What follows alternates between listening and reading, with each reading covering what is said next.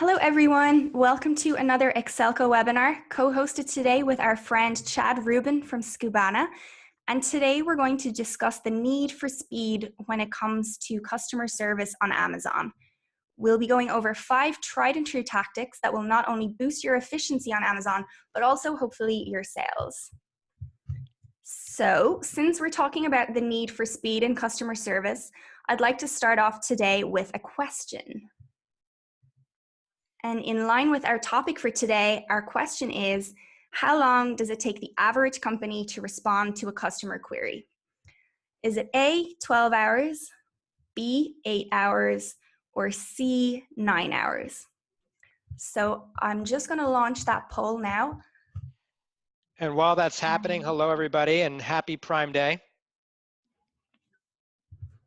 Oh wow, everyone's filling it in really quick. So while everyone else is having to think about that and filling in the answer, well, Chad just said hi, but we'll say a little bit more about ourselves and introduce ourselves and our companies and the agenda for today's webinar. So today we'll be covering 3 main areas. After we give you a brief background on Xsellco and Skubana, we'll look at some key metrics around customer service on Amazon before then moving on to 5 simple solutions that will speed up your response times on Amazon. And Chad will also talk us through 6 customer support templates that he uses himself that actually get results. And we'll also talk a little bit about Xsellco's integration with Skubana and how that kind of connectivity and automation can really improve your operations. All right, so there we are. We are your hosts for today. I'm Lindsay McGregor, and I'm the content manager here at Xsellco. And I'm delighted to be joined today by Chad Rubin, CEO and co-founder of Skubana. Chad, do you want to tell people a little bit about? Thanks for having me. Just a little shopping on Prime Day myself. I threw in like this fat boy lounger that you essentially would take to the park, and you shake it out. It consumes air and becomes almost like a float. Oh wow. Yeah, and I bought a few other random things that have been in my cart for a while, and I never executed the purchase. But so far, just looking at my own Seller Central account and just looking at what's happening on the Skubana platform, everyone seems to be up this Prime Day over last year. But we'll actually have more concrete results, even with the blip, by the way. Amazon experienced some blips and some pages that you couldn't be found with some dogs that were populating. And there's a lot of chatter over social media around Amazon not handling the traffic well. But they've solved that, and it looks like revenue is up this year over last year for Prime Day, but we'll have more on that probably by the end of the day today. Cool. So in terms of me, I've been selling across channel. I started off back in the day with a Volusion site. My parents had a vacuum store, and I helped them bring their business online. And then I was like, okay, I don't really want to be a reseller anymore. I want to own the brand. So before even direct-to-consumer private labeling was cool, I started manufacturing our own vacuum filters and selling them direct to consumer under my own brand called Crucial. And that business still survives today. It's been a decade, so I'm like a first generation Amazon seller. Out of those issues, I now sell out of 20 different channels: Home Depot, Wayfair, Groupon, Overstock, Newegg, any single platform I possibly can, and shopping cart to help us generate more revenue and diversify. We do. And I needed a software to do that, which is how we started Skubana, which was an all-in-one platform to run and automate my business because I only have 1 employee in the United States. We needed a ton of technology to automate to outcompete our competitors. That's cool. And you're going to talk a little bit more about Skubana as we go on, but yeah, excited. So for those of you tuning in who might not be familiar with Xsellco, we're a connected e-commerce platform that helps online sellers manage support, feedback, and pricing in one place. And if you're interested in learning more about how Xsellco can help you respond to customer queries faster, please do stick around until the end of the webinar because I'll be revealing a special offer. And Chad, is there anything else you want to say about Skubana? I would just say that a lot of sellers right now, they know what they make on Amazon and other channels, but they don't know what they keep.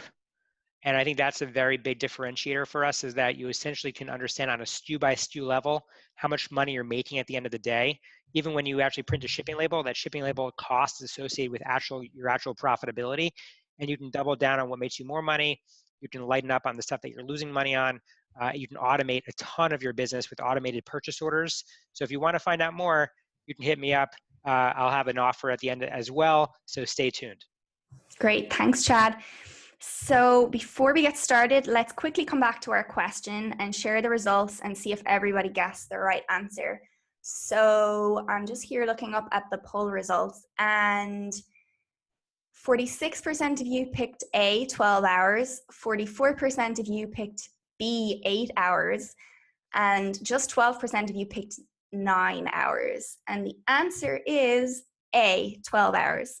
So this stat comes from a 2018 study from SuperOffice, which found that a majority of companies are actually failing to meet customer expectations when it comes to how quickly they respond to messages from customers. And that's a problem because consumers today are so connected that 64% of them expect companies to respond to and interact with them in real time. And that statistic on screen, the 64%, that comes from some recent Salesforce research.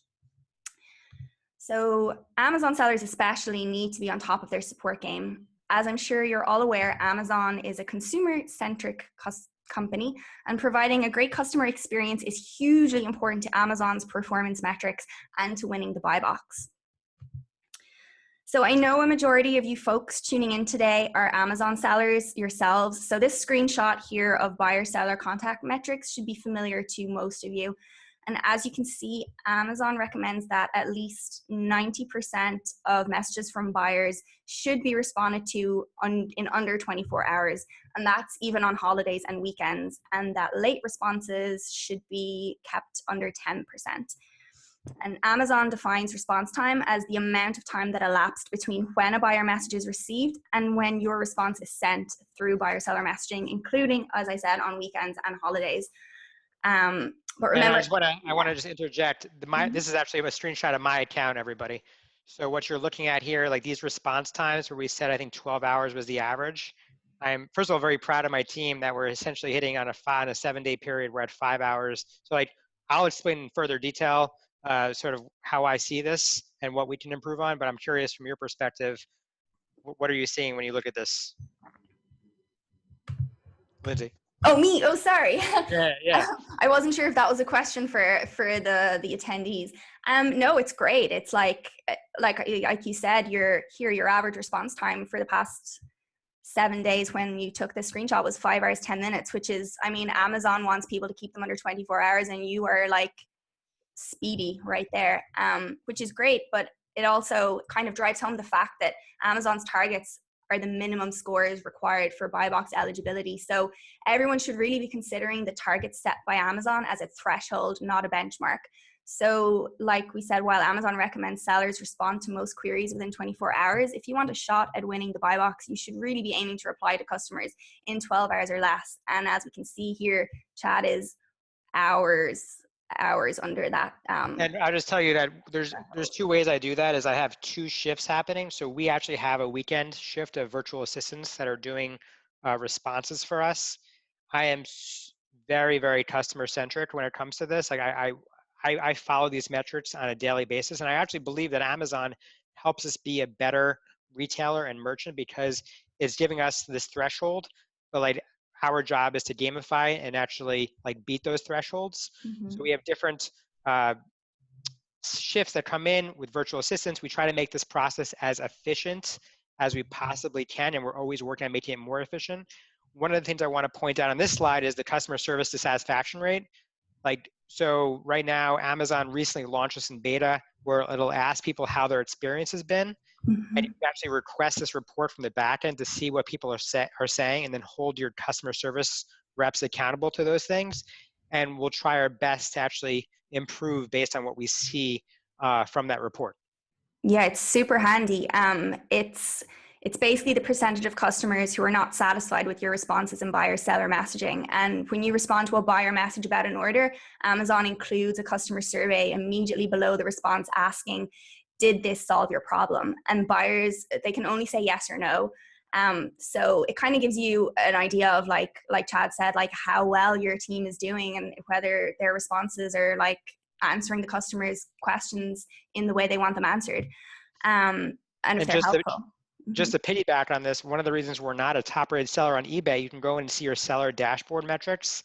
And the one reason why we're not a top rated seller, which you'll get like 33% more visibility if you are a top rated seller on eBay, is this one issue of people saying that they're just going directly to eBay versus settling their issues with us. So I've now instructed my team, like, hey, whatever you can do, we do not want them to hit that button where they're dissatisfied on eBay, which penalizes us, which we can be doing 33% more revenue on eBay just as a top rated seller. Wow. Yeah. So one other thing to point out about this this metric that's in beta is that at this time there is no penalty for not meeting that target, but Amazon does say that buyers with unresolved problems are more likely to submit negative feedback and claims. So it's kind of important to pay attention to this and see how you're doing to ensure that you're getting only positive feedback and no claims. Chad, do you have anything else you'd like to add here before we move on? Last thing is, anytime Amazon is beta testing something like this, it's going to be official at some point. So this is becoming table stakes. So we start working on these processes now versus later. Even though it's beta and Amazon quote unquote doesn't penalize you for it, we'll start work, as you can see, like 30 days, 90 days, 7 days, like I am instructing my team, hey, we need to improve this because this is going to become table stakes going forward once it becomes official. Yeah, cool. Thank you. So yeah, the last metric we're going to talk about before we move on is your feedback score and count. And this is another big one if you're trying to win the buy box. This score is based on all the customer feedback you've received throughout your seller history. So that's all positive, neutral, and negative feedback. And the most recent comments have the biggest impact on your score. So a feedback score about 90% is essential to win the buy box, but again, that's just a target and you should really be aiming above that. So you should be aiming for 97% or higher. And the more feedback you have as well, the better. So it's not just the percentage, like what you are get percentage wise, but it's the volume of feedback you have as well. And it's all the more incentive to respond to customers faster, so you can really leverage that great support experience in order to get more positive feedback in return. So now that you know how important speed is to customer service on Amazon, we're going to discuss 5 factors that affect your efficiency on Amazon and offer some simple solutions to help you speed up response times. And actually, just before I move on, I'm seeing here in the chat that a couple of people are saying that they are having problems hearing us. If you're having problems, can you just pop it in and let us know? I've checked things on this end and all the audio should be going out, but maybe you have something muted on your end. But if there's a lot of let me know anyway if there are any problems, and we'll try to get it sorted out as soon as possible. And there was a question that came in real quick, which is, where is this report found, the performance metrics? And so how I typically get there is I go to account health, like when I log into Seller Central on the left-hand side under buyer messages. There's you can click on the feedback and then you can go into account health and you can start digging into these reports in Amazon. And I go to like performance metrics and just start analyzing like what's happening. So it's really under performance metrics, seller fulfilled, after you click on account health. And if anybody has questions, they can always message me after the webinar. Cool. And as well, I just want to point out too that if anyone has any questions that they want to ask throughout the webinar, I should have said this at the beginning, but if you have any burning questions that you want myself or Chad to answer, feel free to either pop them in the chat box or ideally the little Q&A button that you should also see there. We'll hopefully get to them either throughout the webinar or at the end when we'll have a little Q&A session, but we'll definitely do our best to answer as many of them as we can. So we'll just move on right now. All right, so first up, we're going to talk about meeting Amazon's target response time. So as we already said, Amazon requires sellers to respond to 90% of buyer messages within 24 hours, even on weekends and holidays. And generally, customers who receive responses within 12 hours are more satisfied with their support experience. However, as always, there are some factors that affect sellers' ability to meet that target. Number 1, customer support hours are usually Monday to Friday. And according to our own internal data here at Xsellco, when our clients have encountered target breaches, it's typically on a Monday. And we've put this down to them having a lack of weekend support staff. And another factor that can affect your ability to respond to customers quickly is that sellers typically see a surge in message volume during specific times of the year, like in the lead up to Christmas or on big online shopping days like Prime Day or Cyber Monday. And actually, it'd be interesting if any of you guys tuning in who are selling on Amazon and were participating in Prime Day, if you can let us know if you yourself saw an increase in customer queries today. That'd be kind of cool to see. So feel free to pop that in the chat as well. And just to put an exclamation mark on it, like we have different shifts running on the weekend as well to make sure that we're like well in advance of what Amazon's threshold is for response times. It's really, really important to us.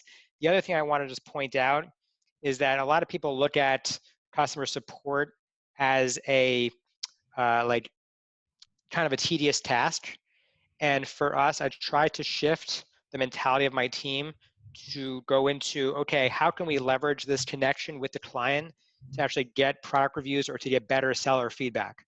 So like I help them, it's kind of this, it's this reciprocity that happens. Like we help people to the best of our ability, and in return, people are gonna wanna actually help you in return. So just think about that as we're going through this presentation. That's a great point, Chad, thank you. So one way you can improve your response times on Amazon is to invest in help desk software and specifically an e-commerce help desk that gives you like a 360-degree view of every customer's transaction. So when you can see product and order details, delivery information, and any previous communication right there within each message, it means that you or your team don't have to waste any time digging for that information, and because it's all right there, right in front of you at your fingertips, and you can respond faster. And then at Xsellco, we actually do have an e-commerce help desk, and that helps you to stay on top of your target response times with an SLA counter that prioritizes messages based on how long you have left to respond. And when a ticket isn't responded to within the targets that you have set, it will be marked as overdue in your messages dashboard. But as you can see there with this little GIF here that we have on the side, it's kind of really handy, kind of color codes everything so you can see as it's ticking down and the different colors, you know, you can easily see how long you have left to respond and how urgent it is and stuff. So it's can be very helpful, especially if you're trying to meet all those Amazon targets. Okay. I love that, by the way. I like that countdown because I think it gamifies everything for your customer support people, because like, you know, their job can be extremely tedious and they're the first line of defense. So if you can gamify it, if there's a countdown, especially on a weekend, one of the questions AJ asked in the Q&A was, is there a program to automate responses? If our account management or our support team goes in on a weekend and sees a ticket, they'll respond and say, hey, you know what, we can't respond right now. Don't worry, we're working on this and we'll get right back to you with the proper response on Monday. So just setting the right expectation goes a long, long way. Just don't let there be any, like, I just had a really bad experience on the Airbnb and over the weekend, and the person, literally I wrote them on like Saturday morning and the person didn't even respond back till Monday morning. So, oh my God. And yeah, was it an issue like that you were currently having at your Airbnb that needed to be fixed ASAP? Oh yeah, I left. So once I let them know that I was leaving and we were moving to a hotel because it just wasn't, the accommodations just were not up to snuff and not comfortable to stay in. But anyway, I just was thinking to myself, like, what kind of support is that? And like, if you're running a proper e-commerce business, you want to make sure that you've institutionalized that the customer always comes first. And that's what we've done, at least in my own e-commerce business. And also at Skubana, by the way, which we have dedicated account managers, et cetera. We just spend a lot of time going above and beyond. Yeah, it's all about retaining people. Cool.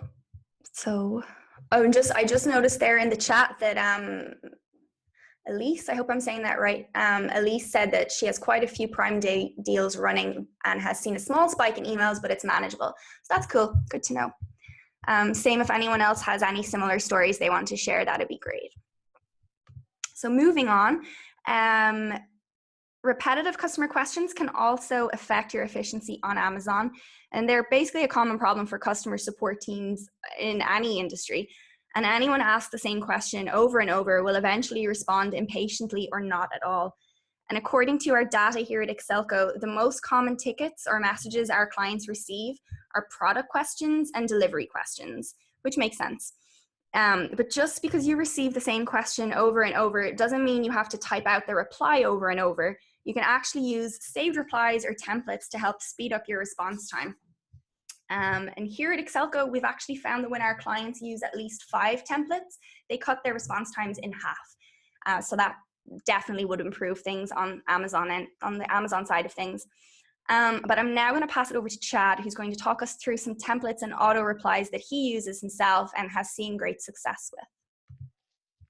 Awesome.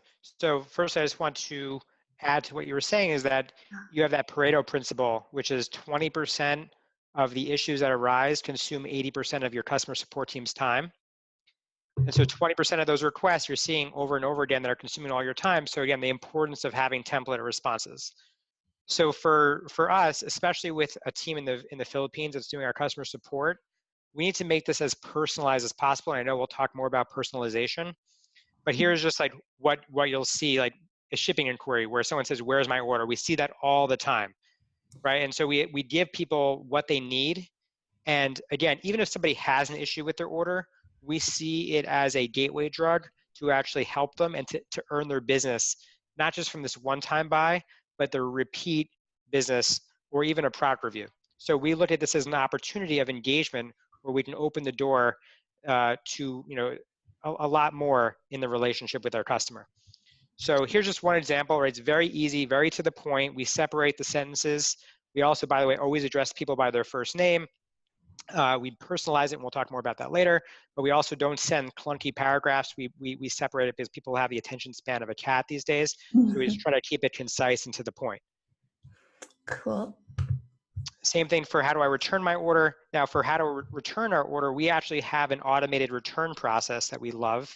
We'll always refund people's money no matter what, because again, you can dump something in the toilet. You can essentially use something on Amazon, buy it FBA, and Amazon will always give you a refund. And if you don't give somebody a refund, you know they're going to open up an A to Z guarantee, and Amazon always is so customer-centric, they're always going to side with the customer. So why not just prevent yourself from having A to Z guarantee, which penalizes your account, and just accept the refund on the onset.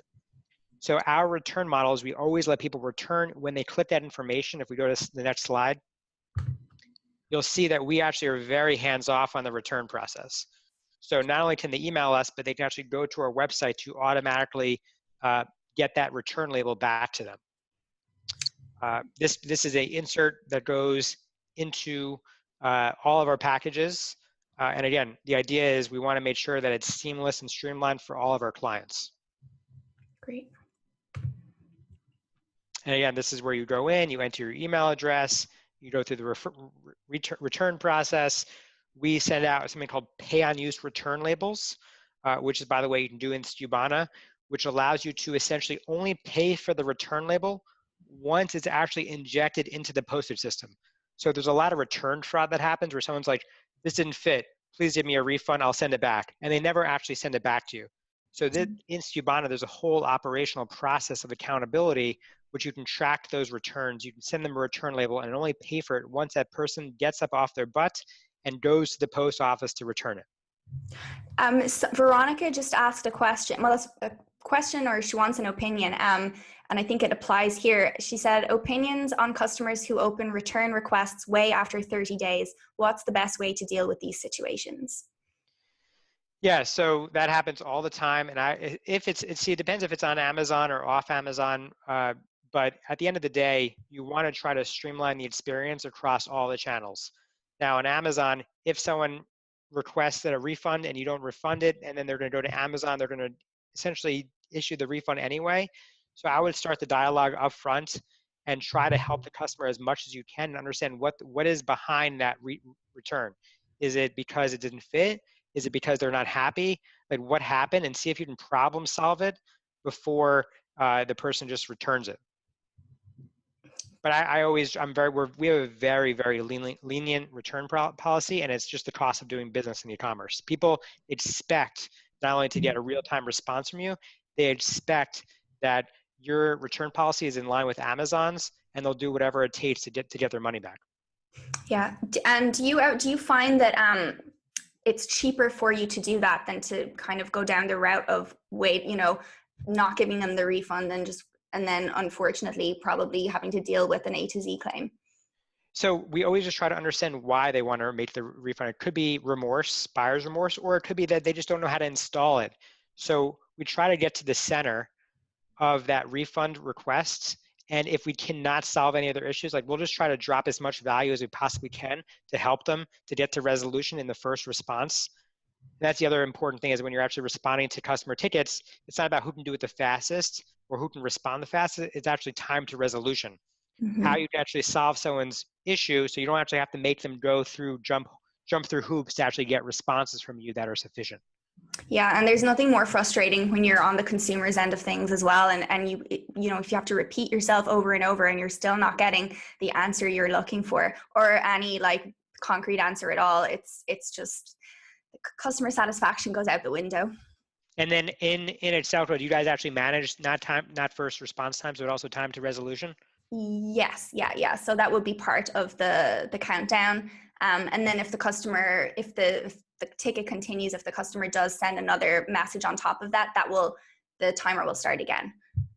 But yeah, obviously the goal is always to kind of, especially the fact that like all the order information and basically all the information you need to answer that question is there. So you should really be aiming to resolve that issue in the first email. Obviously sometimes, you know, things take a little bit more back and forth, but in most instances, especially if it's something like I said, what the most common tickets people receive are like, where's my order? What's my tracking number?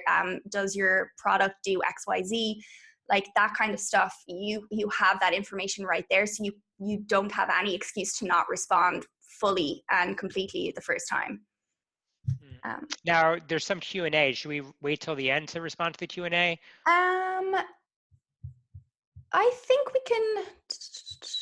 I think for these ones, we can probably wait until the end, the ones Okay. that we have right now, if you're happy to. That's cool. Yeah, Tim, Kathy, we're going to answer these at the end. Yeah, cool. So next template. Again, another template. Again, these are questions that are constantly coming up. We personalize them, we automate it. It's kind of like when I was running a warehouse, you want to know how many steps it takes to actually pick and pack a product, because every step that somebody takes is costing you money. So think about it. With every tab that you have open and with every keystroke that the person makes internally, it's actually costing you money. And so how can you actually make it more speedy response and automate it, and have your team working on other high value activities? The idea is you want to make sure that they're actually automating things that could be automated so they can be doing higher value activities for your business. So this is just a repetitive task that's mundane, that's easy, that you can essentially automate with this template. Let's keep it going. Okay. These are all very, very standard, and we try to personalize it. Again, these are just, I took out some of the curly brackets, and we'll talk about that automation later. But you'll see these are just standard back order inquiry. For example, if something's out of stock, if you perchance oversold an item, let's just say you're selling thousands of items in a day, you want to prevent yourself from overselling them. Obviously, Skubana has that functionality, but 1,000 a day of our most popular SKUs, you just can't keep them in stock, especially across 20 different channels. So this is just a standard template that we actually have. And these are really working well for us. Again, these are just things that you can just be implementing in your business right after this webinar. Mm-hmm. So people are asking for a lower price. It's a standard question that comes up for us. And we can actually go back into Skubana to see repeat customers and the lifetime value of customers. And you can see who is your biggest FBA repeat customer in our system. And you can see who's spending the most money with you at FBA. You would be shocked to see who's spending the most money with you in your company with these analytics. But sometimes we actually do offer a discounted price, or we'll give them a discount code. So it just depends on the person, how many purchases they've made. Is it their first time? Is it a business? Is it a not-for-profit? These are all documented in standard operating procedures that we have internally, where we can help make that decision. So people say, hey, I purchased by accident, we'll cancel it, we'll pull it off out of the 3PL that does our pick and pack fulfillment. Again, this is just automated, really quickly getting to the point. But any time that a customer interacts with you is an opportunity. I just want to end with that, is that this is an opportunity for you to essentially not just make things right, but to get value from that customer. So even if they're returning you something from you, they can still actually leave feedback for you, right? So there's all types of ways that you can actually solicit feedback, wow people with delightful customer support, and either get them to buy from you again or get them to do something for you, like leaving you a review or a seller feedback. Yeah, it's all about the experience at the end of the day. So even if, like Chad said, they are canceling their order, if you make that experience as seamless and easy as possible, they're going to remember that. So it's all good. I think you have a couple more of these kind of, I think this is just a screenshot of one of your order. Yeah. Yeah, so we essentially automate purchase confirmation emails. We actually design them in different ways, especially since we're on 20 different channels, and we can actually go ahead in the follow-up on other channels, especially for a specific SKU. You can customize it. You can say, if it's this channel and it's this SKU, I want to use this email template. And this helps prevent, it's like, it's being proactive versus reactive. You can understand what are the most returned items in your warehouse, and then you can set up templates on that that really trigger those customers and to create a delightful experience for them when they actually, when it's shipped, and it prevents returns from happening. So just think about what your purchase confirmation emails look like and have a personality behind them. Like we put some Giphies in there, we make it interactive. Think about what you can do to be proactive about returns or proactive about recently responded to questions that people are asking you, and it'll go a really long way. Okay. And then this was funny. This made me laugh when I saw it. Oh yeah, so this was something that I actually read in a book called Tools of Titans by Tim Ferriss, and it was an interview with this guy from CD Baby. He started this like used CD company, and it's genius. He's actually a really good speaker, and this is his confirmation email for his purchases, and it went viral. Like people love it, and so it's creating that humanized element that I think is missing in a lot of these transactions. Do you want paper or plastic? Do you want fries with that? And it makes it, and it curates a really good response, and it just resonates really well with you. So if you can just add some personality into your follow-up emails and into your just emails in general, again, just to nail this point home, it'll go a really, really long way. So if anybody is looking at the screen, they can take time. You can see your CD has been gently taken from CD Baby shelves with sterilized, contamination-free gloves and placed onto a satin pillow. So it's creating this like image in your mind of what they're doing, right? It's actually more than just a transaction. Now a team of 50 employees are inspecting your CD and polishing it and making sure it's in the best possible condition before mailing it. So just think about the journey from, people think it just automatically arrives at their doorstep, but there's so many things that have to happen once that person checks out in the background. All the pieces have to be put together, which is essentially what Skubana does and what Xsellco does combined, right? Which creates an entire experience after the checkout to make sure you're delighting the customer. So just something to keep in mind as we continue on in the webinar. Yeah, especially because like order confirmation emails sometimes can be so, you know, they're so bland and robotic and boring, and adding some personality like CD Baby did, people are going to remember that. Whether like Chad said, it went viral, even if it was something that didn't go viral, it's still very memorable. If that's the kind of email confirmation you saw in your inbox, you'd remember it, and you'd probably show it to other people working beside you, if you got it at work. But yeah, we have a few questions that Chad, maybe you'll be able to answer them. Valerie said, if a buyer files a return request with return reason inaccurate website description, but our description is accurate, should we send them a message and ask them to tell us what is the inaccurate part of our listing? Yeah, I would for sure. And you never know what comes up on your listing on Amazon. Like maybe you want to highlight something in a bullet point. If you know that the most returned item is happening all the time, and you think it clearly explains it maybe in a photo that's a secondary photo, you may want to actually maybe put that in the title or put that in your bullet points. Try to put up as upfront as you possibly can, but get to the root issue of what is inaccurate about the listing. And you should have a template for that, yes. Right? Hey, what's inaccurate about the list? If you're getting that all the time, then I would actually recommend that you go ahead and try to fix it. Mm-hmm. And then someone else said, there are times, personally, this has never happened to me. I find it's always the opposite. But there are times when tracking numbers show packages as delivered before they actually arrive. When customers message you about this, how do you usually answer them? And do you have a sample template for this? I would just use a sample template. I would come up with one. I mean, you can look at some of the templates that I just previously went through on the recording of the webinar, and you can copy those. They're easy, they're freebies.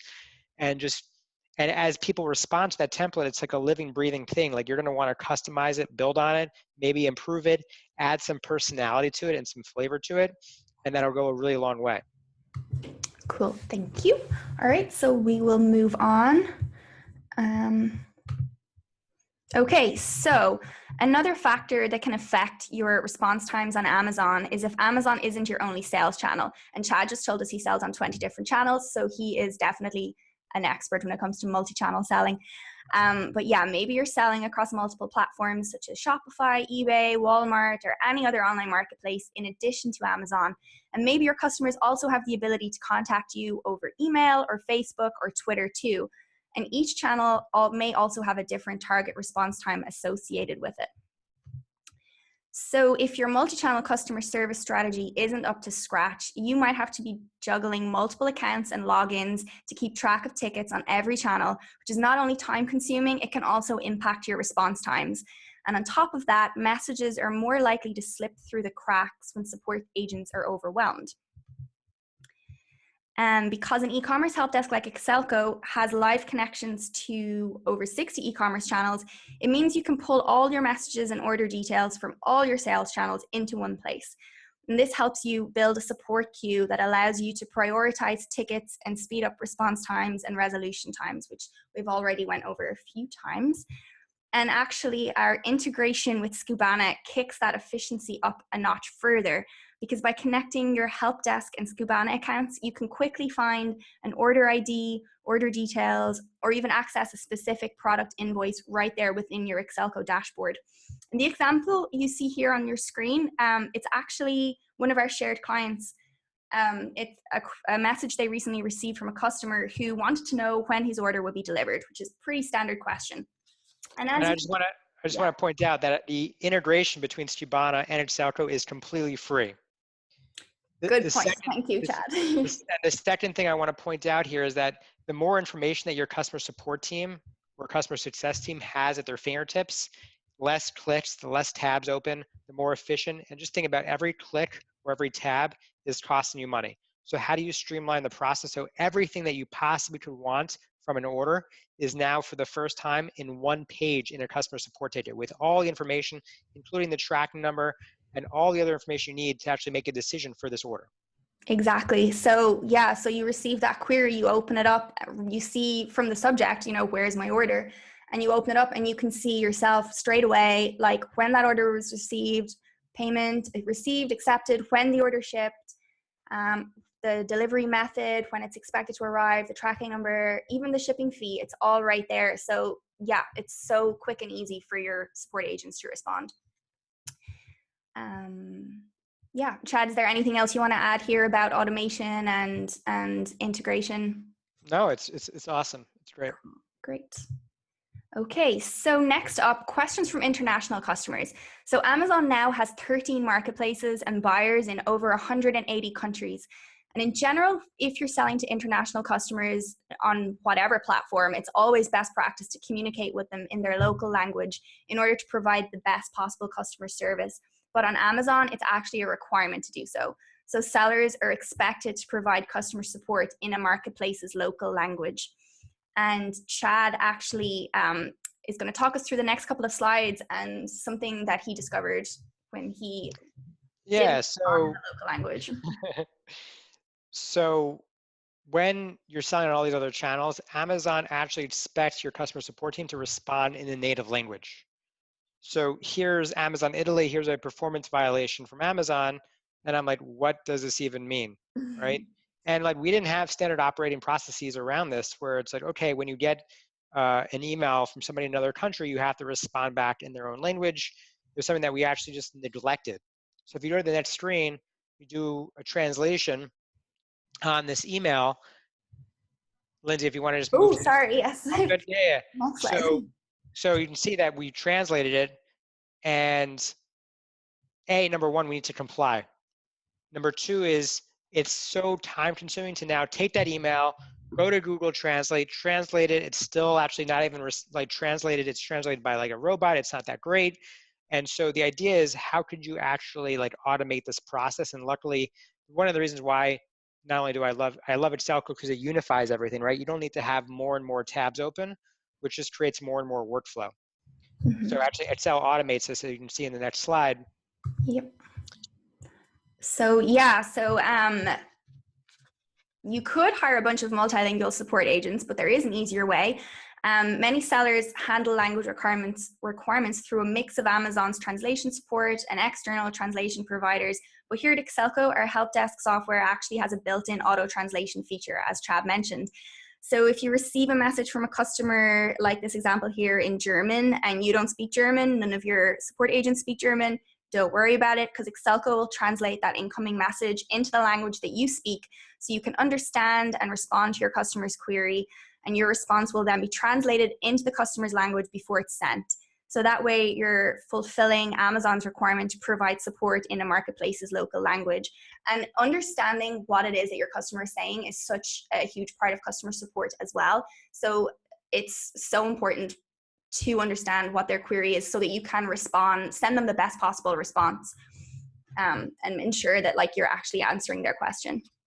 And by the way, just while we're talking about translation, it's so important, especially if you have a lot of listings on Amazon, that you take your listing and actually have somebody natively translate. You don't want to use Amazon's auto translate feature.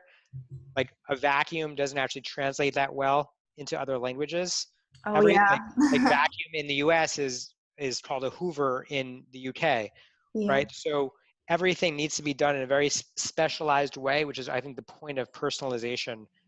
And essentially, this is just one way to personalize a message, but also to comply with Amazon's terms of service. Yeah, exactly. Taylor just asked a question and said, is this Amazon expectation only on international Amazon marketplace? Sometimes we get messages through Amazon.com, USA, that is in a different language. Are we required to reply in buyer's language, even on the US-based Amazon interface?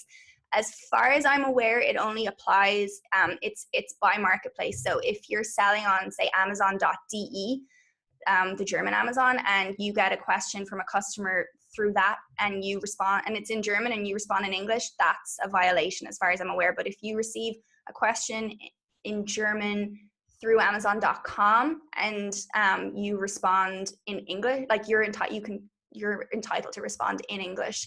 That's not a violation as far as I'm aware. That's correct. I do want to just peel that back though. Okay. Imagine if, Taylor, that somebody writes you in their own native language. So what if you actually responded back, you went on Fiverr and you had somebody translate that and also write a response for you that was wowing that customer and responding back in their native language, which is going above and beyond their expectation. So think about what you can do now. That customer becomes like not only does it increase the lifetime value of your client, maybe you can upsell them, maybe you can get a review from them or seller feedback. There's so much more to that once you peel it back, that maybe you want to go the extra mile and respond back in their language because it's unexpected. And you'll see what the response is based on that. And I'm sure you'll get a lot more with that than just if you respond back in English. Absolutely. I've had experiences where I've responded or where I've messaged seller, like international stores in English, and they either don't respond to me at all, or I get a response back in like French or something, and it's so frustrating. So you have to kind of put yourself in the customer's shoes and think of what would they how would they like to be responded to? And it's all about a great customer experience at the end of the day.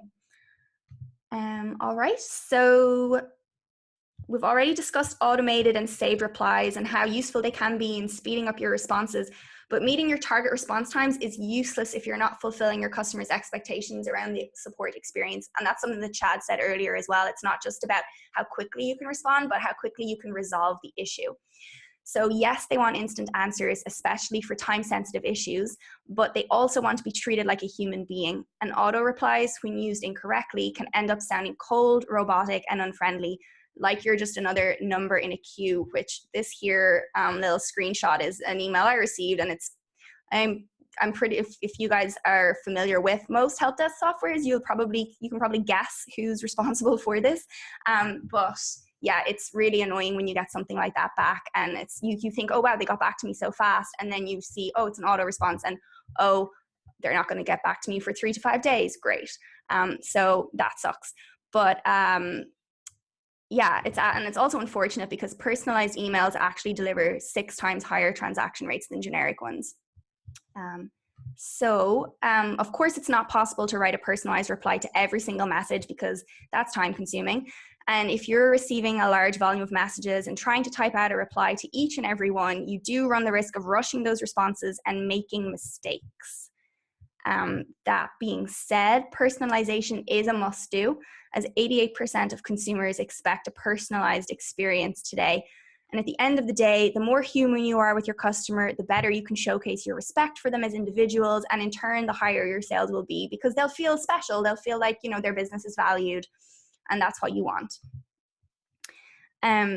So if you want to increase customer satisfaction, you should be addressing your customers by name. Like, that's just basic 101. Most email marketing software offers you the ability to insert your customer's first name, but it's worth taking the time to insert as many custom variables as you can in order to make sure the email comes across as personalized as possible. So if you're using help desk software like Xsellco Help Desk, you can even insert certain details pertaining directly to that customer's order, such as their delivery address, their expected delivery date, and all that.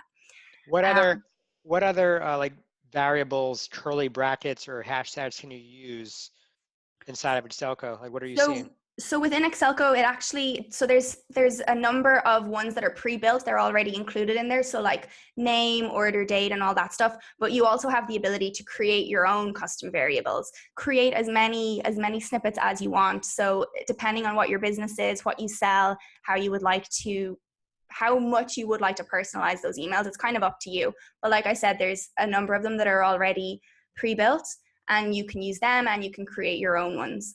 So you can be special. Cool. Yeah, so just trying to see oh yeah, I mentioned this just now, the localized information. So yeah, sizes, measurements, language, even currency, all those things you can add in. So you can set as many conditions as you need to make the template appropriate to certain common queries. And that brings us to the end of our presentation.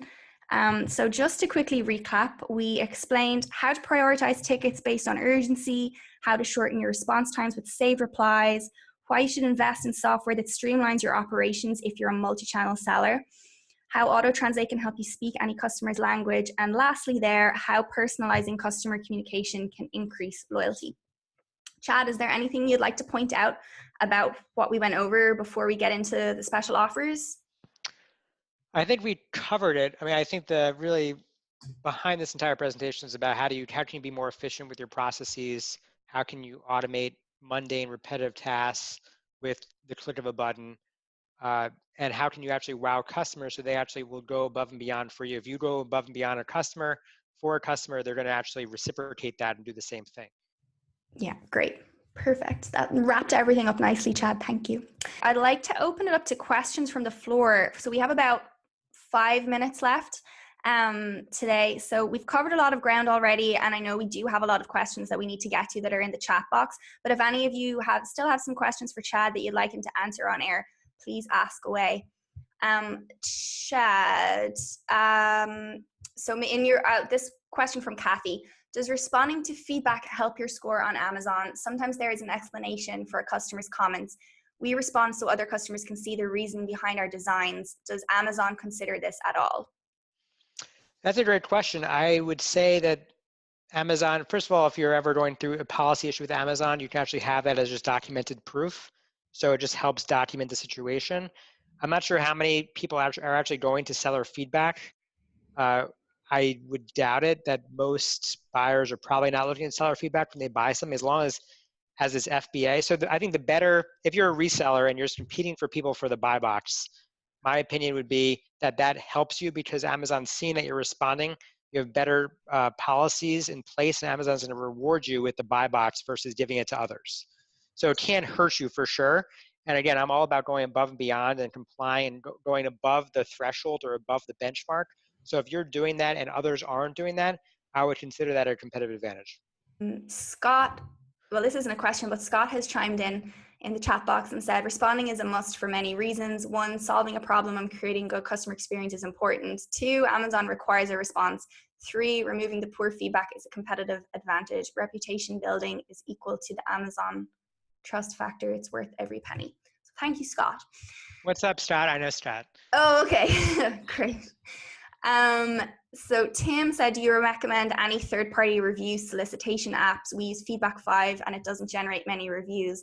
I work for Xsellco, obviously, and we do have a feedback product. So I would obviously recommend our own feedback. Chad, is there anything else you'd like to add before we sign off? No, I'm very grateful that everyone joined today and took an hour out of their day to get some of these nuggets. Hopefully it was very valuable for our audience, and looking forward to the next one. Great. Thank you, Chad. And thank you so much for taking the time to join me today and in co-hosting today's webinar. Yeah, thank you for hosting, Lindsay. I really appreciate it. No worries. So both of our emails are there on the screen, Chad on the left, me on the right. If you have any more questions that you didn't want to pop in the chat box, or, oh, Scott just said, love you, Chad, always ahead of the game. Oh, that's nice. So yeah, if there's any other questions that you didn't ask or didn't feel like putting into the chat and would rather ask privately, feel free to email Chad or myself and we'll get back to you as soon as we can. Thank you again, Chad, for co-hosting with me today. Thanks to all of you for tuning in and sticking with us to the end. Hopefully you got a lot of valuable insight from this webinar. Chad, lastly, any final words you'd like to share with our attendees? Enjoy the Tuesday. Great. Thank you so much. All right. Thanks, everybody. Thank you. Bye.